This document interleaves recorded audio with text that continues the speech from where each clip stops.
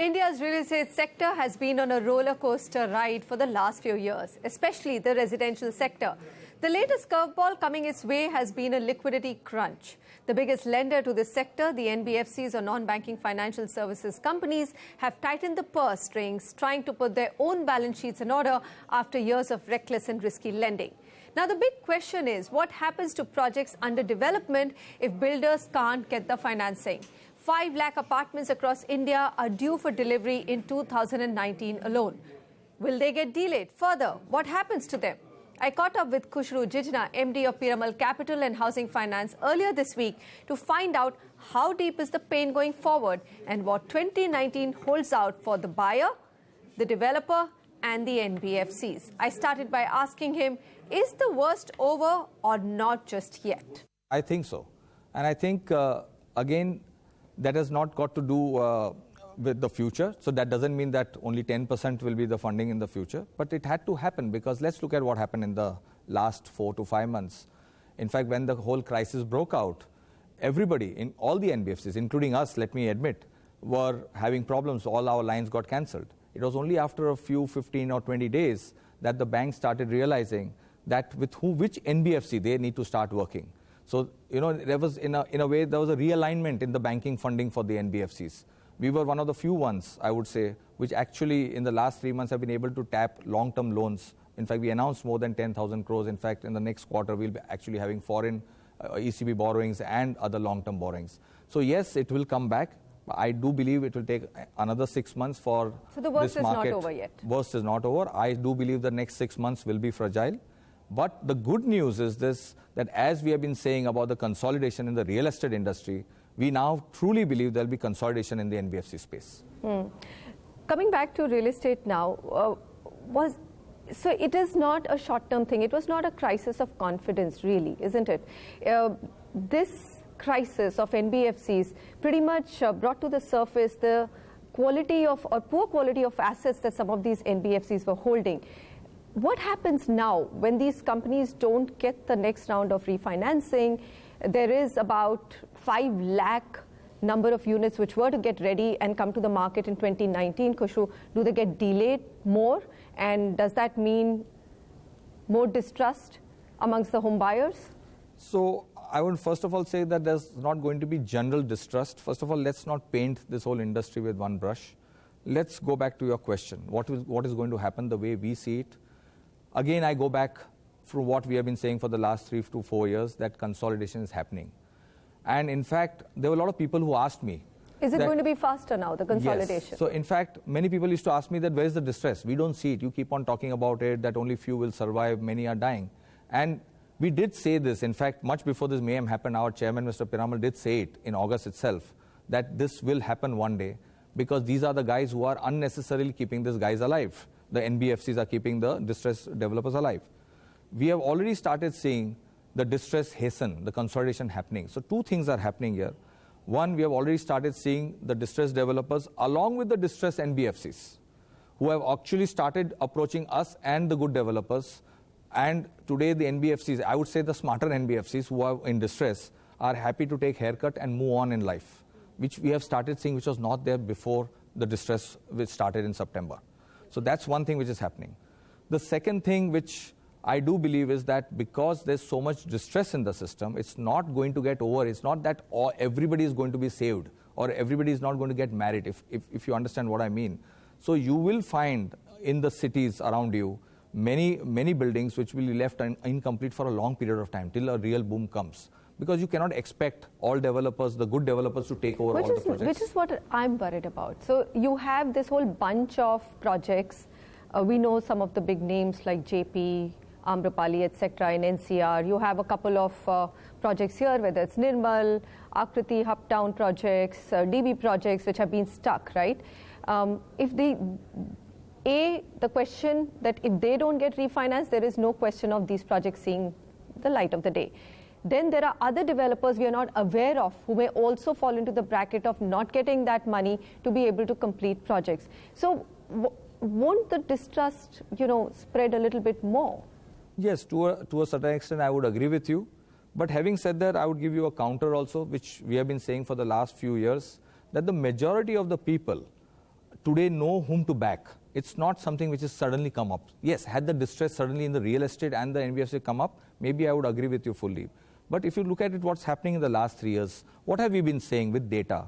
I think in your last interview also I told you that our data clearly proves that our developer, whichever region you take, whether it's NCR, Mumbai, Bangalore, Chennai, whichever, our developers whom we think are going to get stronger, 7 to 8 times is their sale, 1/3 is their inventory compared to the average. In fact, let me give you some data points in the last 4 months, because everybody would think that, the sales are zero or maybe very less. We don't believe sales are zero. We just believe that they are much lower than the peak, for sure. They might be slightly better than 2018 now, but they still haven't gone back to the 2013-14 levels. Yeah, but let me complete. Because again, I don't think we should look at sales from the industry. I think it should go with the story of consolidation. Let's look at NCR, because it's the worst performing market. In the last 4 months, which is October to January, if you look at sales by ATS, it's 600 crores. If you look at M3M, it is 800 crores. If you look at Gaursons, it's 1,000 crores. Bangalore again. Bangalore has not got caught into this whole thing. Again, don't paint the entire country with one brush, I would say. Bangalore is doing well, 1,400 crores. So you're saying that the pockets of distrust have been known, and it's not likely to spread much more beyond those known names and developers? Absolutely. Okay. Absolutely. Then let me come to you. Spoke about ATS, and I know that you've lent to them. It is one of the best performing, they are one of the best performing developers in NCR. What about your own loan book, right? We've seen the numbers, December quarter, they look good. But have you refinanced new projects, or are you refinancing the same developers? So, because HDFC has pretty much not refinanced anybody new since that October crisis. Very good point. But again, I go back to, it's not the last quarter. If you have looked at our thesis, because if we are saying this for the last 3 months, that we have selected our developers, if you look at this entire last 1 year, we haven't really gone and spread our wings to new developers anyway, if you really look at it. We have stuck to our developers as partners. We have identified them long before the crisis. And in fact, probably we were the very few in this last quarter who kept on financing the construction, because at the end of the day in real estate, it's a very simple game. As long as there is equity value in the project, you need to complete the project. In fact, I say this to all the other lenders also. Let me use this opportunity on this channel to even tell the other lenders that the worst thing to do is to stop funding the project which is about to get complete. Because if the project gets complete, and if you have a good security and a cash cover, believe me, in any market you can sell. So otherwise, if you stop it, you are going to hurt the developer and you're going to hurt yourself. So coming back, this is what we did in the last quarter. We continued to ensure that the construction doesn't stop. Please understand, if construction stops, everyone's getting hurt. And that's what we did in the last quarter. What is the run rate now? I remember at the CREDAI conference, that is before the liquidity crisis, you had talked about 2,000 crore per month, right? Is that, has it come down, or are you maintaining that run rate? So if you look at the last quarter again, it used to be 1,500 to 2,000 per month for real estate developers. Right. We did 6,200, it's a published number in the last quarter, out of which 3,900 was to the real estate developers, which is not a small number by any means. However, it was lower than 4,500 crores. But the maximum gainer, again, we used to do around 800, 850 crores for retail every quarter. We did 1,700 crores. Because that was the opportunity. And that's what I'm saying again. So there will be a little bit of a shift towards retail finance. And again, the CFG portfolio which we have, where we lend to logistics, cement and renewables. Have you reached a situation where you had to finance the developer just for the interest payment due to Piramal? No. So in fact, what I'm about to tell you anyway, we shared it with our investors and the board in the last investor call. So what we really did was, because the mayhem broke out, and actually we are used to it, last 3 years there's been some tsunami or the other, and when this mayhem broke out, everybody was talking refinance is dead, what will happen to Piramal's book, etc. So we actually looked at our 400 and odd projects, and we tested them on 4 parameters. One is the cash cover, whether the cash cover today stacks up with what we had assumed at the time of sanctioning, which projects are significantly delayed. Third, if the prices of all our projects crash by 20%, is there equity value left? Because if there's no equity value left, even Piramal can't do anything. The developer will hand over the project to you. And the fourth, we tested it, that if only 30% of the sales, which is assumed from today onwards, happens, only 30%, and with the balance funding I have for that project, will I be able to complete the project? You'll be happy to know that more than 90% of the projects of ours came within that category, in spite of testing it on all 4. So really, it goes back to the point which we make all the time, that it's ultimately our underwriting and processing and monitoring which is really different from most of the competition today. So to answer your question, really not required to fund the interest, because our underwriting has to the time of demonetization, GST, and it's through the time of this crisis also. You will have a lot of opportunities now with this whole shakeout in the NBFC sector. Would you look at acquiring any of them, some of them? What is the opportunity for stronger players like yours? Yeah, so our group philosophy has always been that you have to look at opportunities whenever they are, and this group is known for its opportunistic, both in way of buying and selling. So we are not emotional about any business. So yes, to answer your question, we will be looking, and we are looking at various opportunities today in the space to grow, because we do believe that the future actually for a few NBFCs is going to be far brighter than what it was before. So within the NBFC space, how many do you think will be left standing I think in a year from now? I do not want to give any number, but yes, it will be very few and far between.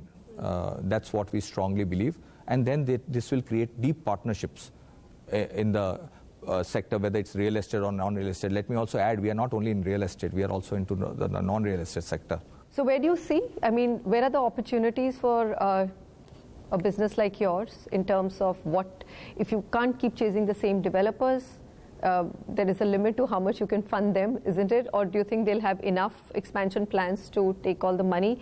Or are you going to look at other developers, other businesses? So I think very interesting question. I think I would answer it in two parts. I would also like to share with you that certain shifts in our business, thanks to this last few months, everybody has to always learn and shift.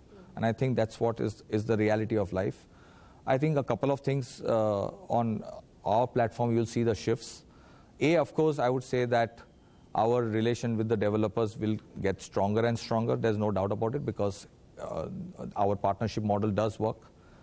B, however, we have said it in the public domain, and this is one of our shifts post this mayhem which has happened in the last 4 to 5 months, that we won't have a single borrower on our books. In other words, in the past, if you would have, say, issued a check to Lodha of 4,000 crores, today I may still do it, but I would have partners which we have already tied up, which are mainly in the form of sovereigns or foreign banks who are not very active in India, who would actually participate with me. So that's been a learning. So that would be a learning or a shift. So while we will do this, this is the feedback we got from our investors. So I think that's very clear that we will grow our book slowly, because now having reached 60,000 crores, I don't think there is any sense growing your book by 50%. There can be an accident in future. So we will be growing around 20-25% in future, which is normally the norm for any mature NBFC. B, our single borrower limit will be within the 15% of our net worth. And having said that, at the front end in the business, we'll continue to be relevant. Other one is, which we realized was the biggest opportunity in the last quarter, was actually our housing finance, because many of the companies stopped giving housing finance. And we actually increased our book of housing finance from 4% to 7% of the overall book. I think we have already made that statement that will be the fastest growing next year. So you will see us. The base is smaller, should be. Yes, and also we are opening a branch per month. So you will see that as a growth. And the last but not the least is the generation of fee income. Thanks to this tie-ups, thanks to the churning of the book next year, you will see that not only are we making money on interest, you will actually see us making money on downselling and co-investment. I think that's the shift you will see in Piramal Capital next year. What I'm hearing is that yes, there will be diversification from a large amount to one developer, concentration not more than 15% of your net worth to one developer, and B, both to housing finance and non-builder debt is likely to go up. Exactly. In your books. So if I've explained right, as far as the business goes with the developers, it remains the same. However, my book will look more diversified and granular. That's the difference. That's the shift. You'll see that. Piramal Capital has been one of the most aggressive lenders to real estate in 2018. So far, they claim they have no stress in their books. But for the sector as a whole, more shakeout is imminent, which could be an opportunity for stronger NBFC players as well as stronger developers. When we come back, we look at the beeline of US developers wooing Indian investors under the EB-5 program. And what does that really mean?